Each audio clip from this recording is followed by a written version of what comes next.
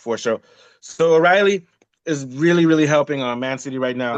Making runs into the midfield. Um, him and Foden together are deadly. They're what's keeping to me. Also with Haaland, with the way Haaland plays off the ball, but Haaland needs help. And with Foden being able to drift and play as a winger or an attacking midfielder or even a false nine, the midfield is fantastic. But we know that without Rodri, one day City is going to be the team that's still going to exploit their weakness in defense. It's not that the defenders are bad, but when you have Rodri there, he's so versatile that he can go into the midfield and come back. And tactically, he's sort of like the general of the team.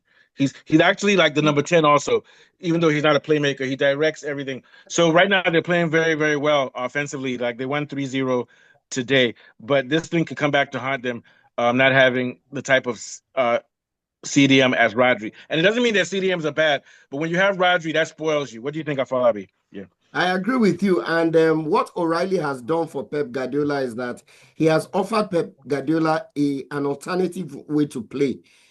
Instead of using a player that is similar to Rodri, who likes to, break the play, set the tempo, and control the game, O'Reilly is more of a transition kind of player. Plays fast, quick running of the ball, plays the ball quickly. Position himself. It's versatile. It's versatile. They can play left. And he's able to track back quickly too. And he's able to drop back quickly. So he has given Guardiola an alternative to playing without a typical Rodri player. Kovacic is injured too.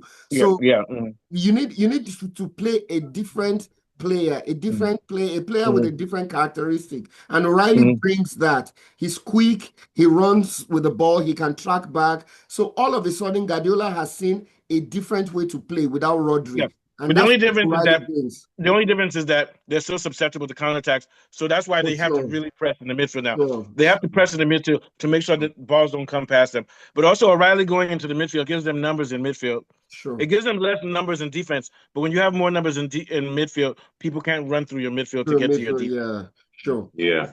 Yeah, very quick thoughts on that. What are you going to say, Afolabi? Yeah, and if you look at the way Guardiola is using this guy now, he realizes that their defense is not as solid.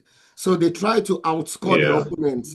They try to outscore the opponents, basically. That's what they're trying. You know what they're doing? They're playing like Barcelona, but they're not as extreme as Barcelona's high line high press. Exactly. They're using something like a high line high press, but their defenders and they don't. It's not as extreme as Barcelona. And Barcelona doesn't play through the midfield. They play through the midfield. Yeah. They just throw caution to the winds. That's what Barcelona does. The Barcelona is too extreme. All right, last thoughts on that, Mr. Warif.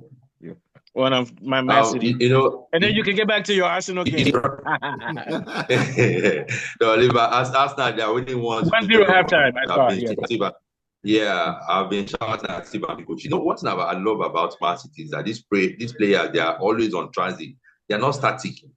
Like if you watch, how can you be playing football and you just stop the goal of the ball and be? I don't know what. No, that's why they don't allow time for you to come defense. They're always moving.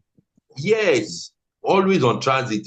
And when you do that kind of thing, you get the defense confused. The defender will not know when you pull out to the midfield and when you return. That's kind of game Man City. Yeah, you know what they do. And very good for when you have the ball, they don't sit back and wait for you to attack them. They keep moving and pressing. Go ahead. Sorry. Yeah. Moving. So that very good that Foden has picked form. That is good for what's it called for Haaland. Yeah. Because once Foden is in form, it helps Haaland to deliver the goal, and that's what he's been doing. Scoring goal with ease. This guy is a goal scoring machine. Even if you watch his goal celebration, now it's like a robot telling his opponent that I'm a goal scoring machine.